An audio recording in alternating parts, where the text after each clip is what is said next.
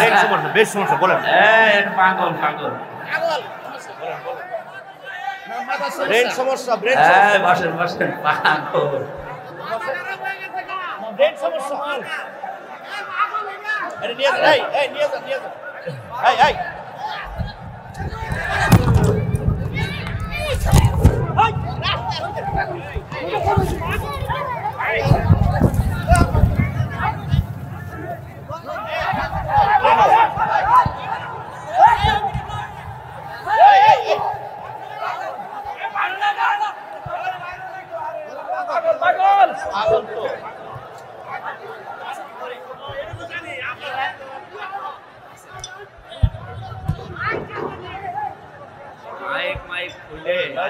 সকলে দেখতে সবাই বলছেন উনি মাথার সমস্যা, উনি পাগল।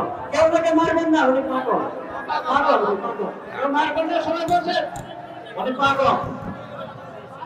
উনি ওনাকে চিনি, উনি এলাকারই, ওনাকে বের করে দেন, মারবেন না কেউ, উনি পাগল। বসেন বসেন সম্মানিত ভাইরা, আসলে ওনার মাথা খারাপ তো উনি ওনার আস্তে করে বের করে দিন, বের করে দিন।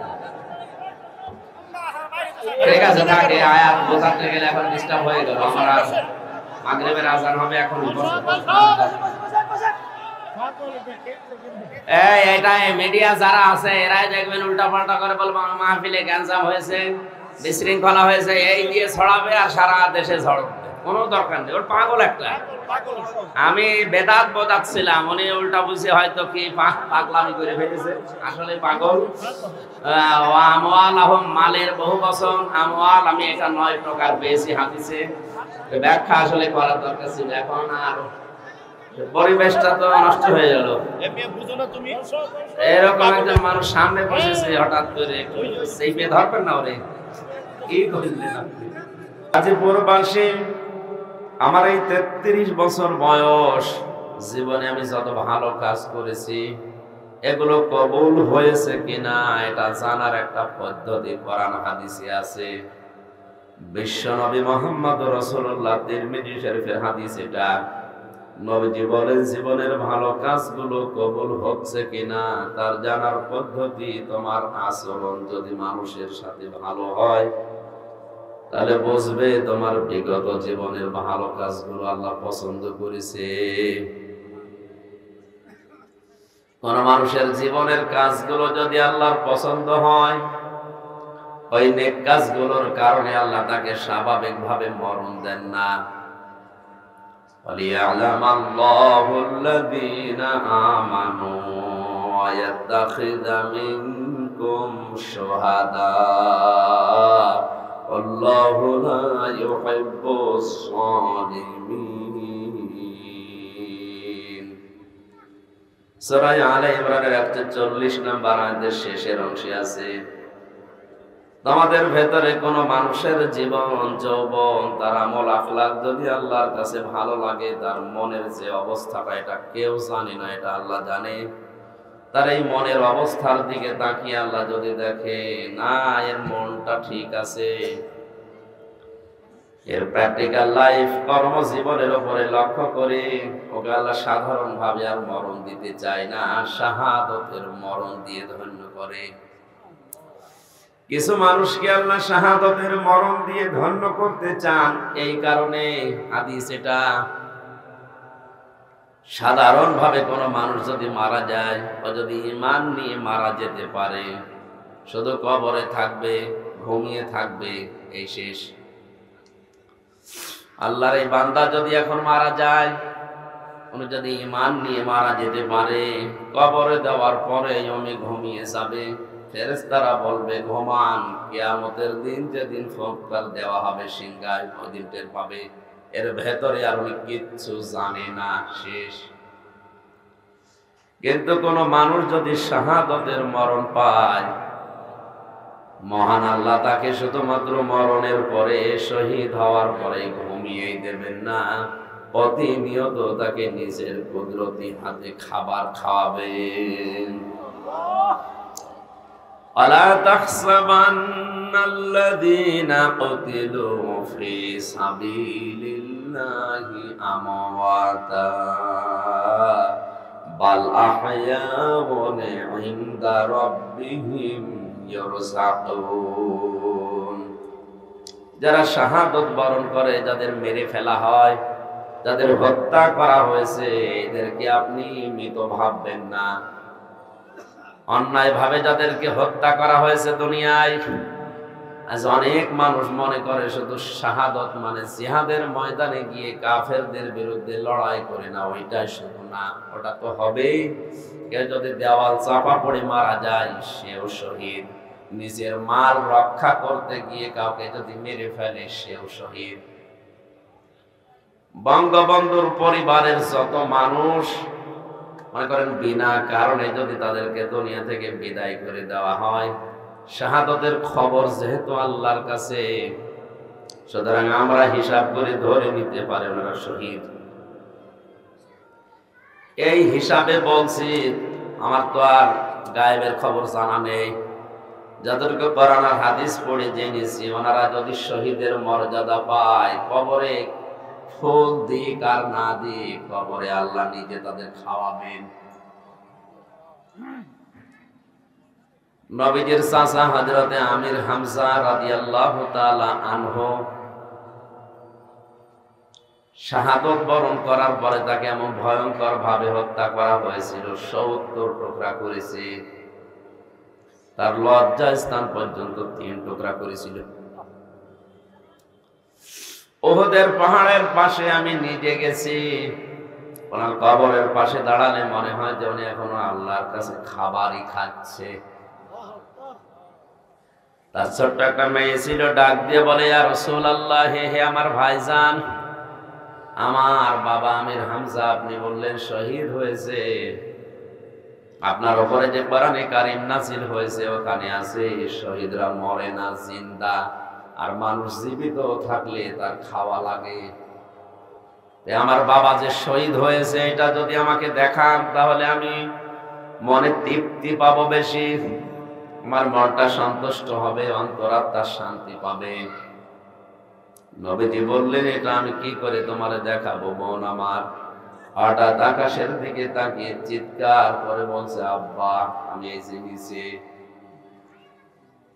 বিশ্ব নবী বলেন, কারে ডাক দাও? মেয়েটি বলে, ইয়া রাসূলুল্লাহ, মনে হচ্ছে আকাশে কার সাথে আমার বাবা ডানা লাগিয়ে ঘুরতেছে।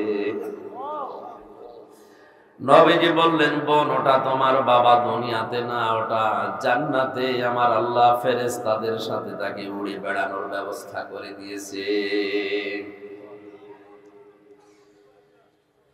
সুতরাং যাদের জীবন যৌবন আল্লাহর কাছে কবুল হয়, তাদেরকে শাহাদতের মরণ ছাড়া আমরা সাধারণভাবে আল্লাহ মরণ দিতে চান না। আমি যে কথা বলার জন্য এই পয়েন্টে এসেছি, আমাদের জীবন যৌবন কবুল হওয়ার পেছনে, আমাদের ইবাদত বন্দেগী কবুল হওয়ার পেছনে কারণ হচ্ছে আমার আচরণ যদি মানুষের সাথে ভালো হয়, নবী যে বলেন বুঝবে তোমার এই জীবনে আমল আমার আল্লাহ কবুল করে নিয়েছে। সূরা আলে ইমরানের 185 নম্বর আয়াতের সারমর্ম এইটাই। আল্লাহ যাকে ভালোবাসেন, কোন মানুষের জীবন যদি সফল বলে ঘোষণা দেন, দেখবেন সে আস্তে আস্তে জাহান্নামের কাজগুলো ছেড়ে দিয়ে জান্নাতের কাজের দিকে আল্লাহ তাকে এগিয়ে দিচ্ছেন। আজকের এই ময়দানে আসা বসা, কোরআনে কারীমের কোন আয়াত বোঝার জন্য চেষ্টা করা, এটা পুরাটাই ইবাদত। পুরাটা কি? এত বড় ব্যস্ত মানুষ যারা, এর রূপ দেখানোর জন্য, চেহারা দেখানোর জন্য এরা আসে নাই। আমি যতটুকু আমরা হাদিস জানি, পড়ি, ওনারা শোনে, ওরা জানে এই কোরআনের ময়দানে যতটুকু সময় দেওয়া হবে এটা নামাজ পড়ার মতো সওয়াব। এখানে যদি কেউ 1 ঘন্টা বসে কোরআনের কোন আয়াত শোনে, যদি নাও বোঝে, শুধু চেষ্টা করে আল্লাহর বক্তব্য বোঝার, নবীজি বলেন 500 রাকাত নফল নামাজের সওয়াব হয়। তাও যেমন তেমন নামাজ না, আমরা যে নামাজ পড়ি এরকম না, 500 রাকাত নফল নামাজ যেটা কবুল হয়ে গেছে এই নামাজ। আমরা অনেক মানুষ এখানে আছি, 500 রাকাত তো দূরের কথা, 2 রাকাত নামাজে 60,000 মাসালা লাগে, 60টাও জানি না, এরকম মানুষ নেই? নামাজের 13টা ফরজ 14টা ওয়াজিব, যদি কারো উলট পালট হয়ে যায় ওর নামাজ বাতিল। আমাদের অনেক সময় ওয়াজিব তো দূরের কথা, ফরজই আদায় হচ্ছে না। আর কবুল হওয়া নামাজের সওয়াব এমনিতে আল্লাহ দেবে তা না, এটা বোঝার জন্য আপনার সব এই দিকে মন দেওয়া লাগবে। জেলখানায় আমি 3 বছর ছিলাম। এর আগে কুষ্টিয়াতে একটা ঘটনা আমি শিক্ষার জন্য বলছি। বাস স্ট্যান্ড মসজিদে নামাজ আদায় করার জন্য গেছি মাগরিবের। হঠাৎ পাশে এক মুসল্লি বলছে, বিদ্যুৎ চলে যাওয়ার পরে আজ যা কারেন্ট চলে গেল। কি হলো? নামাজের ভেতরে উনি আওয়াজ দিচ্ছে, আজ যা কারেন্ট চলে গেল। নামাজ শেষ করার পরে বললাম, মুরব্বী, নামাজের ভেতরে বাইরে 13 ফরজ, আজ যা কোন ফরজ? বাবা যে কারেন্ট চলে গেল। আর আমার মুখ দিয়ে এমনি বের হয়ে গেল, আজ যা করবো কি? বলেন তো, নামাজের ভেতরে দাঁড়িয়ে কি বের হচ্ছে ও নিজেই টের পাচ্ছে না। নামাজ হয়? আরেকবার কারীম হাদিস এসেছে, দুনিয়ার যে কোনো কাজে যদি কেউ সময় দেয়, ব্যয় করে সময়গুলো, কিয়ামতে ওই জবাব আল্লাহ পায় টু পায় আপনার কাছ থেকে নিবে। কিন্তু কোরআনের পেছনে কোনো মানুষ যদি সময় দিতে পারে, ওই সময়ের হিসাব আল্লাহ কিয়ামতে নেবে না। নামিয়ে রাখেন। সুতরাং এই ময়দানে যারা ইবাদতের নিয়তে আজকে সকালে 11টার পর থেকে মাত্র কয়েকবার মনে হয় মাইকিং করেছে, ফেসবুকে একটু দেখেছেন, কোরআনের মহব্বতে যারা ছুটে এসেছেন, পুরাটা আল্লাহ যেন ইবাদত হিসাবে মঞ্জুর করে। দরুদ আর সালাম পড়ছে আমাদের নবী, মানবতার মহান শিক্ষক মুহাম্মদুর রাসূলুল্লাহ সাল্লাল্লাহু আলাইহি ওয়াসাল্লামের প্রতি। তাফসীরুল কোরআন মাহফিল লিখে দিয়েছেন এই কারণে, হক আদায় করার উদ্দেশ্যে। আমি যে সূরার আয়াত পড়লাম, সূরা তাওবা 111 নম্বর আয়াত, খুব গুরুত্বপূর্ণ বিষয় এখন বর্তমান সমসাময়িক যে সময় চলছে এর জন্য। আমার শরীরের কন্ডিশনটা দেখতে পাচ্ছেন। ভেতরে যে 3 বছর ছিলাম, একেবারে 24 ঘন্টা যেহেতু তালাবদ্ধ করে রাখতো, খাবারের মান ভালো ছিল না। চারিদিক থেকে আমি এখন অসুস্থতা এখনো কাটিয়ে উঠতে পারি না। আল্লাহ যেন শেফায়ে কামেলা জেলা দান করে। আমার মনে হয় এই 3 বছরের একদিনও আমার বাদ যায়নি। প্রতিনিয়ত নামাজ পড়া, তাহাজ্জুদ পড়া যাই করি, আগেই দোয়া করতাম, আল্লাহ আমাকে যদি বের করো, তোমার বান্দাদের সামনে যদি নিয়ে যাও, সহজ সরল ভাষায় অল্প সময় কোরআনের সঠিক কথাগুলো সহজভাবে বোঝানোর তৌফিক আমাকে ভিক্ষা দিন। এজন্য আমি অল্প সময়ে বললে আমার মনে হয় মানুষ বোঝে। আমার তো মনে হয় যে মানুষ বোঝে। দেখে আজকের এই আয়াত আপনারা কত তাড়াতাড়ি বুঝতে পারেন এবং বাস্তব প্র্যাকটিক্যাল লাইফে সেট করার সিদ্ধান্ত নেন। জবান খুলে তাফসীরুল কোরআন মাহফিল পড়ে, আউযু বিল্লাহি মিনাশ শাইতানির রাজিম, বিসমিল্লাহির রহমানির রহিম,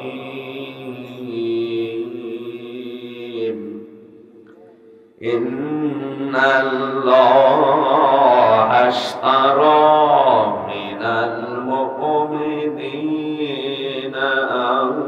আনফুসাহুম ওয়া আমওয়ালাহুম বিআন্না লাহুমুল জান্নাহ। বিশ্বনবীর কাছে কয়েকজন সাহাবী ইসলাম কবুল করার পর ডাক দিয়ে বলে, ইয়া রাসূলুল্লাহ, ইসলাম ধর্ম গ্রহণ করার পরে আমাদেরকে কোন সুসংবাদ আপনি শোনান। নবীজিকে আল্লাহ আয়াত নাযিল করে সুসংবাদ দিয়েছিলেন,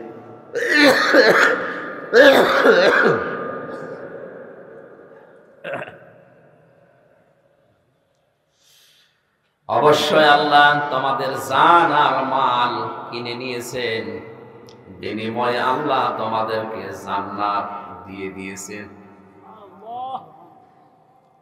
প্রতিটি শব্দ চিন্তা ভাবনা করে গবেষণা করে ভালোভাবে বোঝার চেষ্টা করেন। আমি আগেই বলেছি, কোরআনের কোন শব্দ যদি কেউ বোঝার চেষ্টায় থাকে, ও যদি নাও বোঝে, তাও 500 রাকাত নফল নামাজে সওয়াব হয়। আর যদি বুঝতে পারে, আমল করতে পারে, তো সোনায় সোহাগা। কারণ এর প্রতিটি কথা আল্লাহর মুখ থেকে বের হওয়া। জোরে বলেন আল্লাহু আকবার। ইন্নাল্লাহ, অবশ্যই আমি আল্লাহ। কথা বলছেন কে? তাও যেমন তেমন ভাবে না, কথা বলার আগে তিনি গ্যারান্টি দিচ্ছেন। কোন সন্তানকে যদি তার বাবা বলে যে আমি মাঠে গেলাম, দোকানে গেলাম, দুপুরবেলা খাবার নিয়ে যেও, সারাদিন পরিশ্রম করে এসে দেখছে ছেলে খাবার নিয়ে যায়নি, মার মিল খেলছে, ভালো লাগবে? বলেন বলেন। শুধু ভালো লাগবে না তা না, হাতের কাছে যদি লাঠি থাকে পিটাবে, ডাক দিয়ে বলবে বেটা তোরে 100 বার বললাম। 100 বার বলিস? কয়বার? বাবার ওই একবার কথার ভেতরে 100 বার গুরুত্ব ছিল। আল্লাহ পাক বলেন আমি কোন কথাকে 100 বার রিপিট করার চাইতে একবারে ওটা গুরুত্ব দিয়ে বোঝানোর জন্য ইন্না লাগিয়ে দেয়। এজন্য শব্দটা খুবই গুরুত্বপূর্ণ। 100 বার বলার দরকার নেই, আল্লাহ একবারে জানিয়েছে বান্দারা ভালোভাবে শোনো। ইন্নাল্লাহ, অবশ্যই আমি আল্লাহ, ইশতারা, ক্রয় করে নিয়েছি, না নেব, নিয়েছি। অবশ্যই আমি আল্লাহ ক্রয় করে নিয়েছি মিনাল মুমিনিনা, মুমিনদের কাছ থেকে,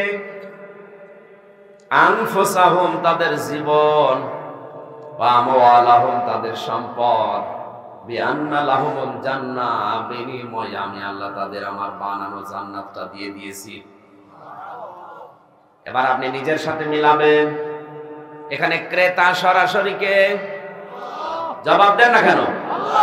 বিক্রেতাকে? হ্যাঁ, ইমানদার, এটা আসল শব্দ।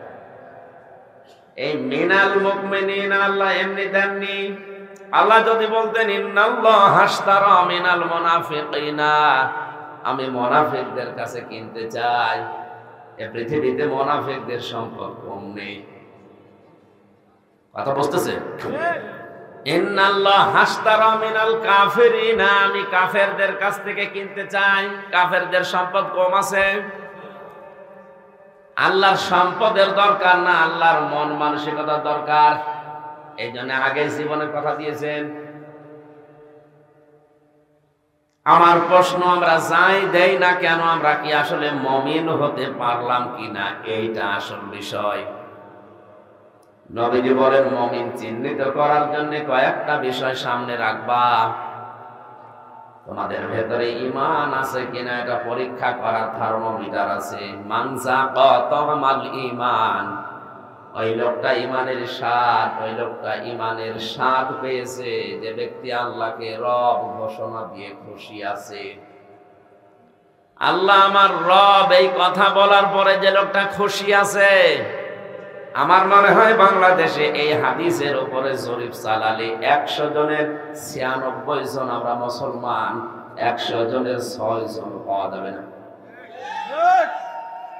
আমরা আল্লাহকে রব বলে খুশি, উপরে উপরে থাকতে পারি, ভেতরে অনেকে খুশি নেই।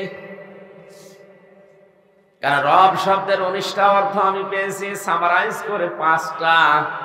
1 নম্বরে রব মানে আইনদাতা। যদি বলেন আমি রবকে, আল্লাহকে রব পেয়ে খুশি আছি, অবশ্যই আপনাকে আল্লাহর আইন পেয়ে খুশি থাকা লাগবে। আপনি তো খুশি না আল্লাহর আইন পেয়ে। কোরআনে কারিমে আছে সূরা হামিম সাজদার 30 নম্বর আয়াতে, ইন্নাল্লাযীনা ক্বালু রাব্বুনাল্লাহু সুম্মা ইসতাকামু তাতানাজ্জালু আলাইহিমুল মালাইকা। অবশ্যই যারা এই কথা বলতে পারে যে আমাদের রব আল্লাহ, আর দুনিয়ায় যত কঠিন পরিস্থিতি তৈরি হোক না কেন টিকে থাকে এর উপরে, তাদের বিপদে আপদে যখন পড়ে আমি আল্লাহ ফেরেশতা নাযিল করে হলেও সাহায্য করি। আল্লাহ শুধু সাহায্য করেন তা না, তাতানাজ্জালু এটা মজারে, বর্তমান, ভবিষ্যৎ, প্রেজেন্ট, ফিউচার। মালাকুন 1 বছর, মালাইকা বহু বছর। সত্যই যারা কোরআনের আয়াত অনুযায়ী আমি বলছি, সত্যই যারা আল্লাহকে রব বলে টিকে থাকতে পারে, আল্লাহ যে তাদের সাহায্য করে আমার জন্ম চোখে বহু উদাহরণ আমার দেখা আছে। এটা যে কত কঠিন বিষয়, খালি ধৈর্যের নাম শুনেছি সারা জীবন, এটা কোনোদিন ধরে দেখিনি। ধৈর্য ধারণ করো, ধৈর্য ধারণ করো, পুরা কোরআনে সবচাইতে বেশি এই শব্দটা আছে না, এটাই বেশি আছে।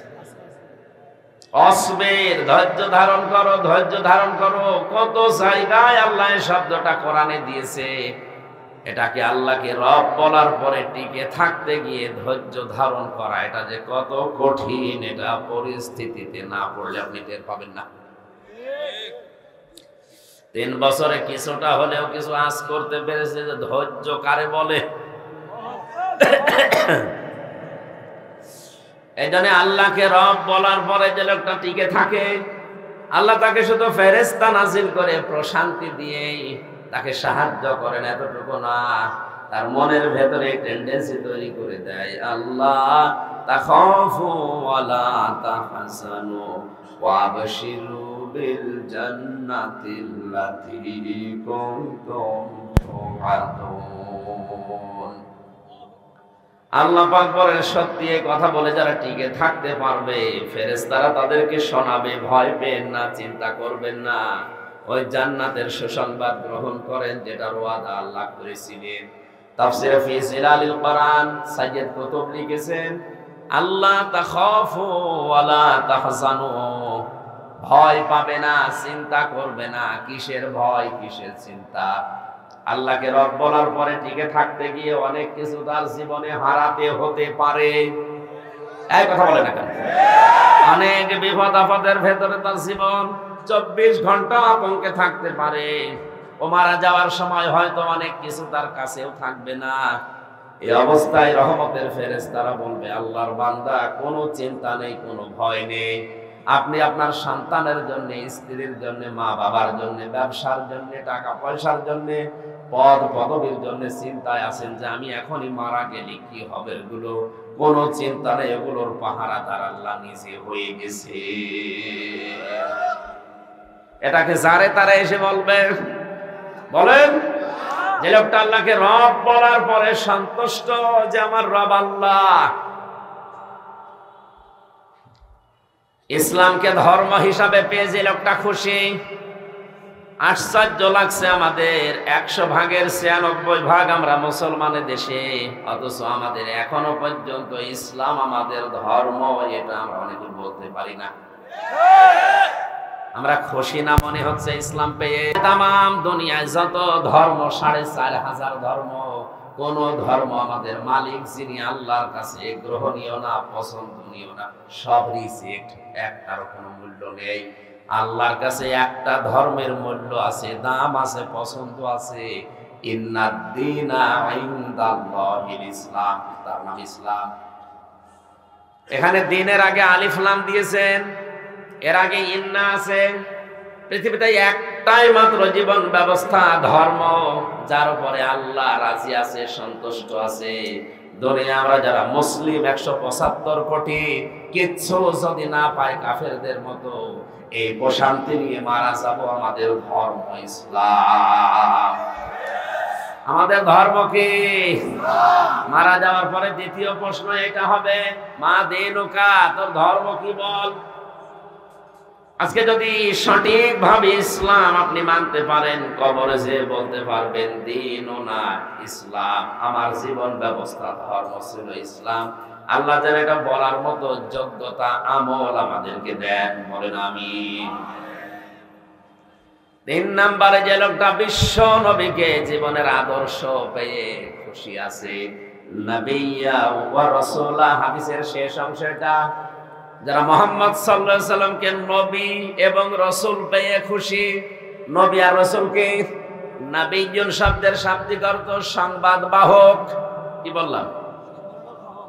নবীজি যে সংবাদগুলো আল্লাহর কাছ থেকে আমাদেরকে নিয়ে এসেছেন, এই সংবাদ পেয়ে যারা খুশি, এই সংবাদের উপরে যাদের জীবন চলে, আল্লাহর নবী বলেন এই 3টার উপরে যদি কারো দুনিয়ার জীবন উঠে যায়, সেই লোকটা ঈমানের স্বাদ পাবে। মিষ্টি খেলে স্বাদ পাওয়া যায়, আচার খেলেও স্বাদ পাওয়া যায়। ঈমান যে আছে আমি কোনোদিন স্বাদই পেলাম না যে ঈমানের কি স্বাদ। আল্লাহ যেন ঈমানের স্বাদ পাওয়ার জন্য যে হাদিস নবীজির মাধ্যমে বলিয়েছে এটা আমল করার তৌফিক দেন। আল্লাহ পাক বলেন আমি এখানে সরাসরি নিজে ক্রেতা আর বিক্রেতা সবাই না দুনিয়ার 750 কোটি মানুষ এখন দুনিয়ায়। কত বলেন বলেন? মাত্র 175 কোটি মুসলিম। এর ভেতরেও শুধু ঈমান যাদের আছে এই ঈমানদারদের কাছ থেকে আল্লাহ কিনতে চান। আপনি যদি বাজারে যান, কাপাসিয়া বা টোক বাজারে, পচা মাছ নিয়ে 5 জন বসে আছে, নেবেন আপনি? বলেন বলেন? আপনার মেধার যোগ্যতা কতটুকু, বুদ্ধি বিবেক আছে?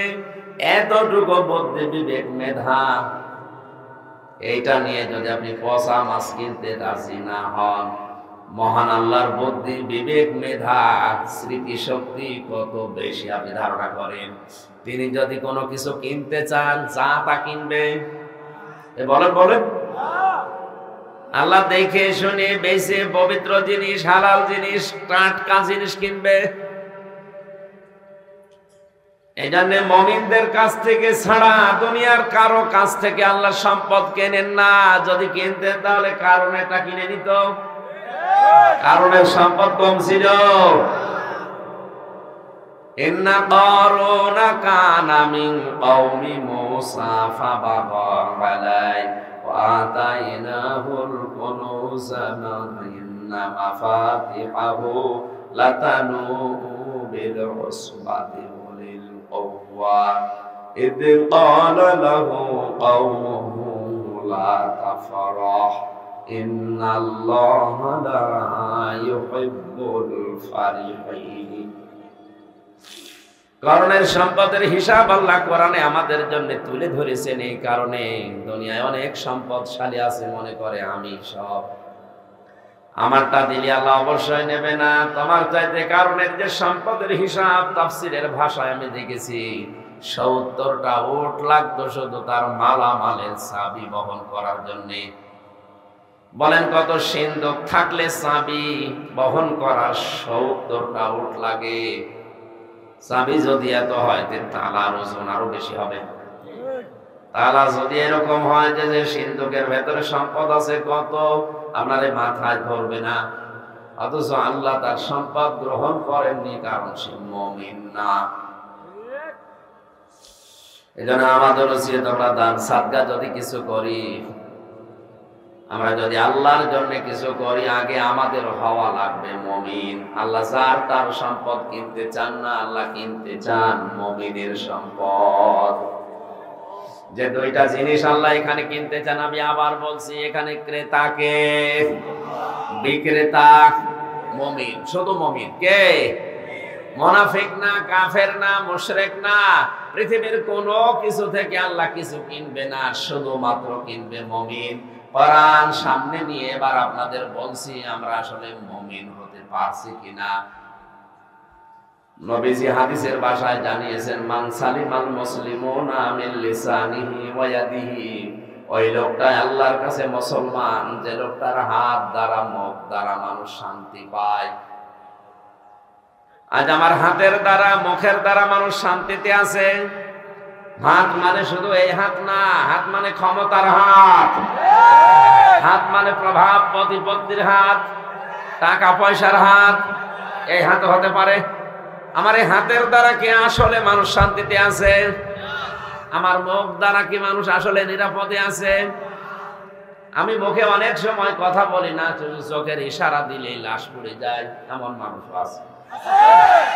তাহলে আমার হাত দ্বারা যদি মানুষ শান্তিতে না থাকে, আমার ক্ষমতার দ্বারা যদি মানুষ শান্তিতে না থাকে, আমি তাহাজ্জুদের নামাজ পড়তে পারি, কিন্তু আমি আল্লাহর কাছে মুমিন না।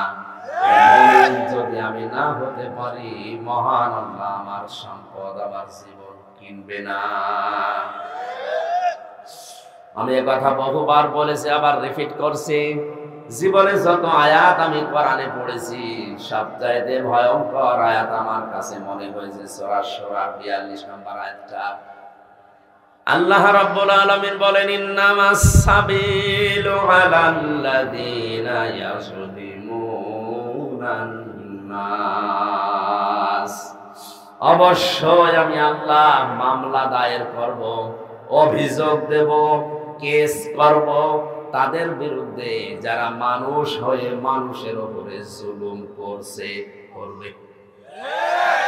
বাংলার মুসলমানের এখানে ইয়াসলিমুন আল মুসলিমুন আল্লাহ দেয়নি যে মুসলমানদের উপরে যারা জুলুম করে না, ইয়াসলিমুন নাস, মানুষ হয়ে যারা মানুষের উপরে জুলুম করে তারা আল্লাহর মামলার আসামি। সুতরাং আয়াত দ্বারা ফিলিস্তিনের এই মানুষদের উপরে ইসরায়েলের যে জানোয়ারগুলো অত্যাচার করেছে, করছে, সামনেও করবে, এরা আল্লাহর মামলার আসামি। আল্লাহর মামলার আসামিদের সাথে আমাদের সম্পর্ক থাকতে পারে? বলেন। সুতরাং ইসরায়েলের যত পণ্য আছে ইমানের দাবিতে আজকে থেকে সব বর্জন করা ফরজ। ওদের অর্থনৈতিক ভাবে পঙ্গু করা, দুর্বল করা হলে ওরা আস্তে আস্তে জুলুমও বাদ দেবে।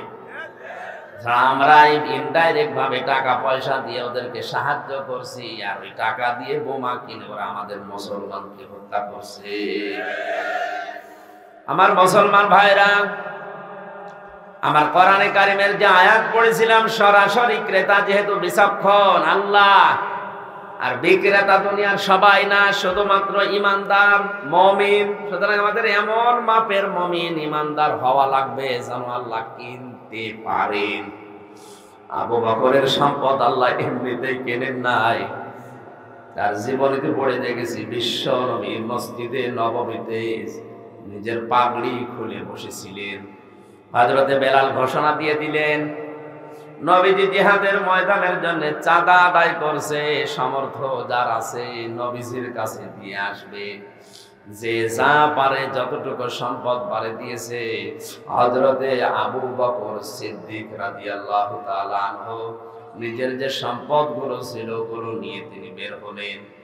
হঠাৎ স্ত্রী উম্মে রোমানা ডাক দিয়ে বলে, স্বামী আমার, নবীদের এই ঘোষণা আমি শুনেছি, সবাই তো সব কিছু দিয়েছে, আমি তো কিছু দিতে পারি নাই, তে আমার এই প্যাকেটটা নবীদের কাছে পৌঁছিয়ে দিও।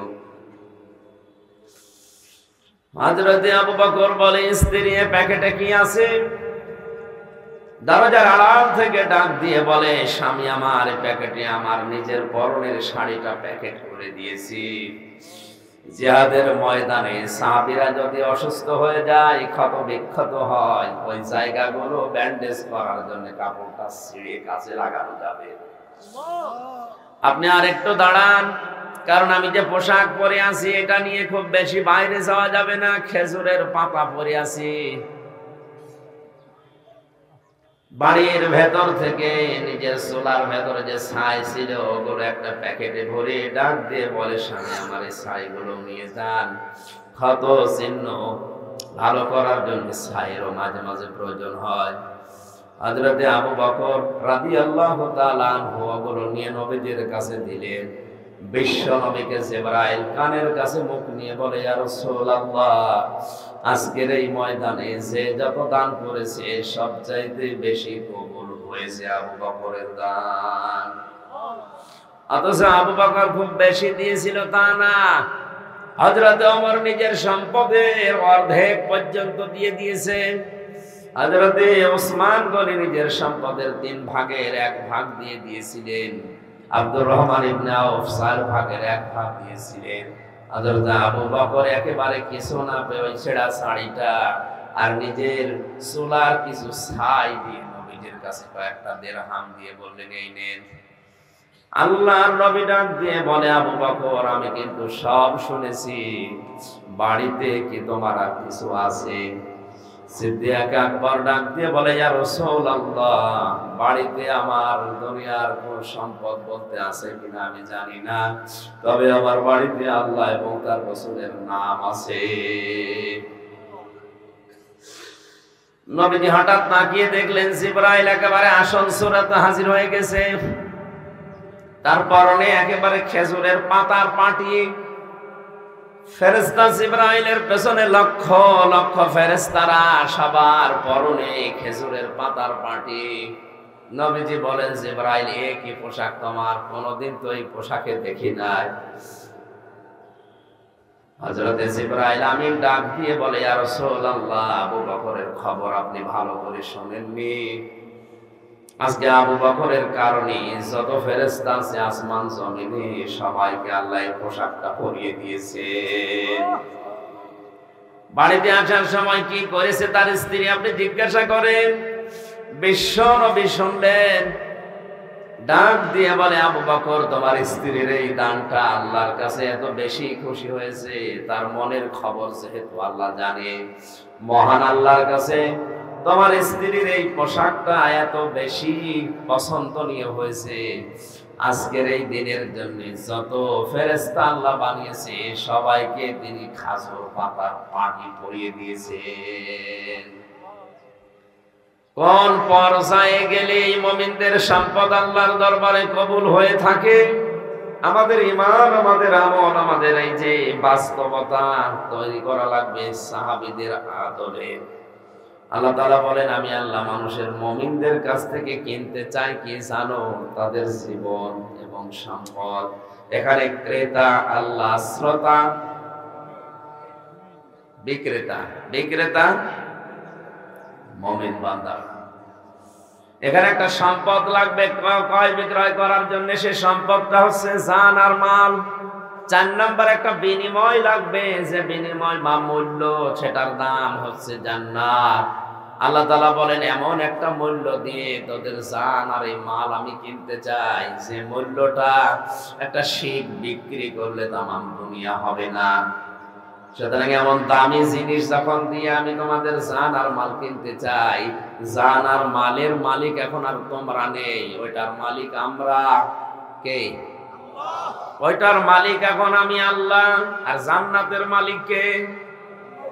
না,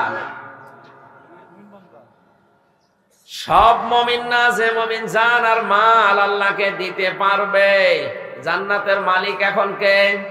মুমিন। বলেন বলেন।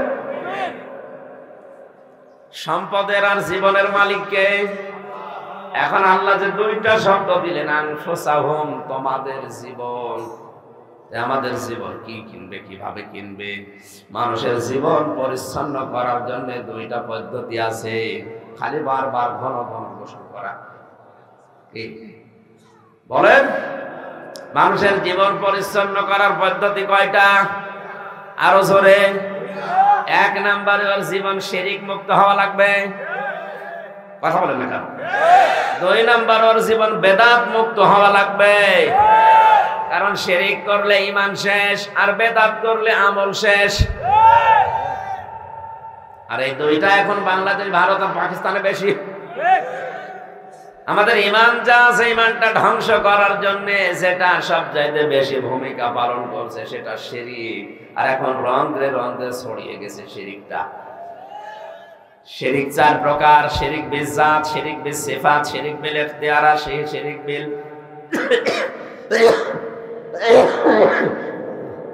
শরীরে এসে সাপোর্ট করছে। পানিটা কি দিয়ে দিয়েছে? সুবহানাল্লাহ ওয়ালহামদুলিল্লাহ।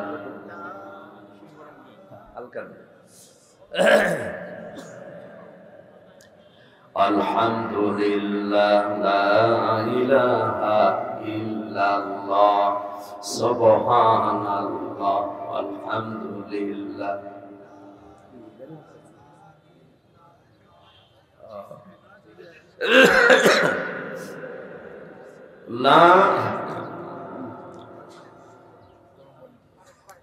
ঠান্ডা হলে গলা আরো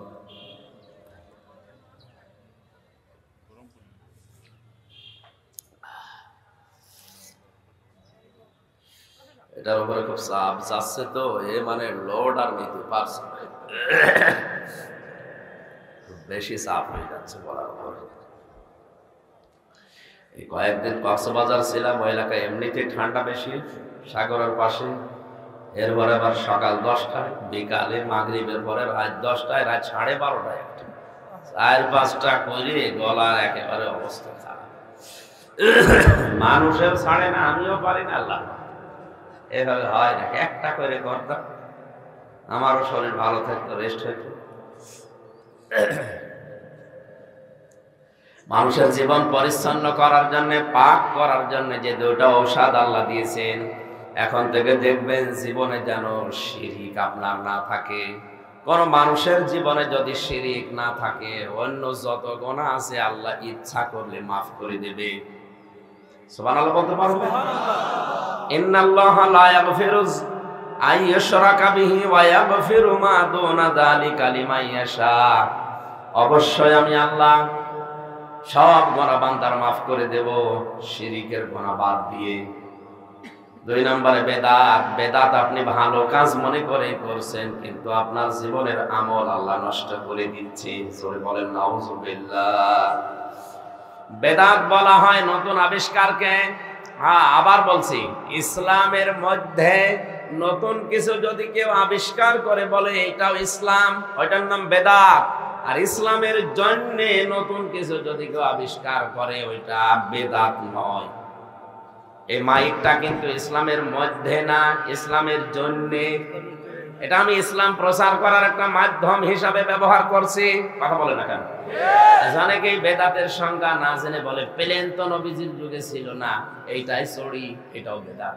আরে ভাই, বেদাতের সঙ্গে কে এটা? বেদাতের 2টা মাত্র শব্দ মনে রাখবেন, মধ্যে আর জন্যে। মধ্যে বলেন, বলেন মধ্যে। ইসলামের মধ্যে আপনি যা কিছু করবেন ওটা বেদাত। ইসলামের যে নিয়ম নীতিগুলো কোরআন হাদিসে আছে, ওর ভেতরে যদি নতুন করে কিছু দিয়ে বলেন এইটাও ইসলাম, না, আপনি দিতে পারবেন না।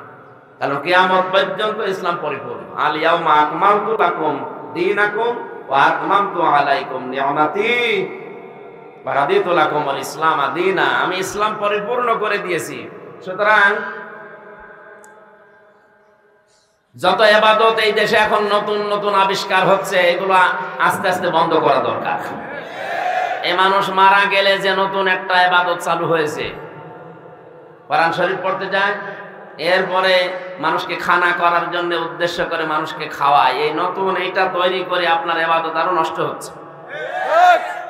কারণ একজন মানুষ মারা গেলে তার জন্য যা করা হয় এটা সাদকা। এটা কি বলেন না কেন? আর সাদকার মাল খাওয়া জায়েজ আছে ইতিম মিসকিন অসহায়ের জন্য। এই লোকটার বাবা মারা গেল, উনি খানা করছে, যারা আসে 10,000 মানুষ, সব কি এতিম? আমার মতো মানুষকে ডাক দিয়েছে, আমি নিয়ে গেছি এই গাড়ি নিয়ে, আমি এতিম না? আমি এখন যদি ওই সম্পদ খাই, ওই খাবার খেলে আমার জন্য জায়েজ হবে? উনি হারাম জিনিস আমারে খাইয়ে দিল।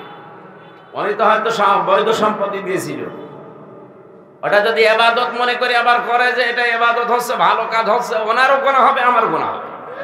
কারণ ওই সম্পদ খাওয়ার দায়িত্ব ছিল, হক ছিল, অধিকার ছিল গরিবদের।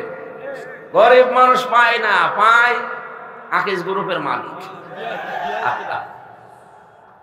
এই সমস্ত নিয়ম নীতিগুলো বন্ধ করা দরকার। কেউ মরে গেলে পাশে বসে কোরআন পড়ার কোনো দরকার নেই, মরে গেলে মরণের আগে পড়ে। কারণ কোরআনের লাম শব্দটা যত জায়গায় আছে, জিকিরের ক্ষেত্রে, ইবাদতের ক্ষেত্রে, কোরআনের ক্ষেত্রে, কোন মানুষ মরে গেলে পড়া লাগবে এমন কথা নেই। লিন্নাস, মানুষের জন্য। মানুষ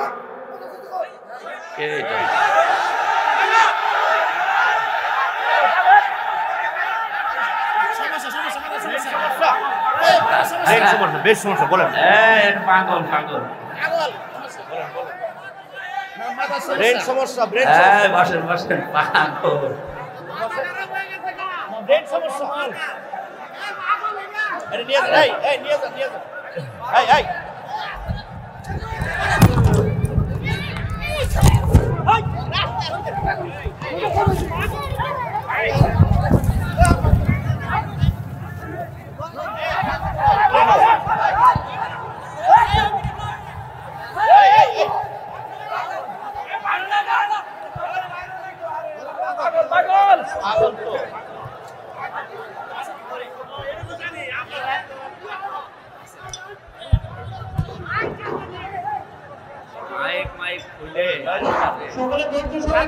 উনি মাথা সমস্যা উনি পাগল কেউ তাকে মারবেন না উনি পাগল পাগল উনি পাগল কেউ মারবেন না সবাই বলছে উনি পাগল উনি ওনাকে চিনি উনি এলাকায় ওনাকে বের করে দেন মারবেন না কেউ পাগল বসেন বসেন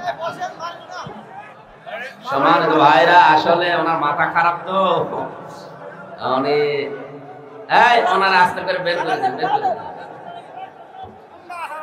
ঠিক আছে থাকে আয়াত বোঝাতে গেলে এখন ডিস্টার্ব হয়ে গেল আমরা মাগরিবের আজান হবে এখন এটা মিডিয়া যারা আছে এরাই দেখবেন উল্টা পাল্টা করে বলবো মাহফিলে গ্যাঞ্জাম হয়েছে বিশৃঙ্খলা হয়েছে এই দিয়ে ছড়াবে আর সারা দেশে ছড়াবে কোনো দরকার নেই ওর পাগল একটা আমি বেদাত বোঝাচ্ছিলাম উনি উল্টা বুঝে হয়তো কি পাগলামি করে ফেলেছে আসলে পাগল আমওয়াল আহম মালের বহু বচন আমওয়াল আমি এটা 9 প্রকার পেয়েছি হাদিসে ব্যাখ্যা আসলে করার দরকার ছিল এখন আর পরিবেশটা তো নষ্ট হয়ে গেল এরকম একজন মানুষ সামনে বসেছে হঠাৎ করে সেই বে ধরবেন না ওরে কি করলেন আপনি আমরা পাগল বলতেছি তুমি এত একটু লাগে পাগলটা সরায় নিবা তুই শেষ আস্তে করে একটু সরিয়ে নিয়ে চলে গেলে সামনে বসে মারা তো ঠিক হয়নি পাগল মানুষ মেরিয়ে না মেরে না না থাক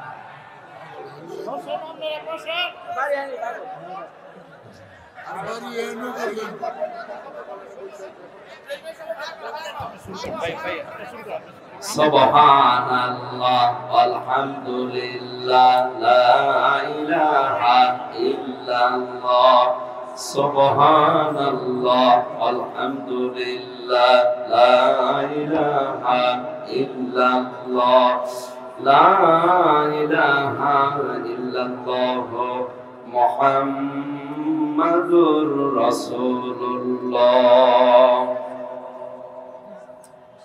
কি একটা কোন দিকের পানি কোন দিকে গড়িয়েছে যেবারে কোনোদিন ভাবেই না একই মনে হয় শয়তানের কথা দিয়েছে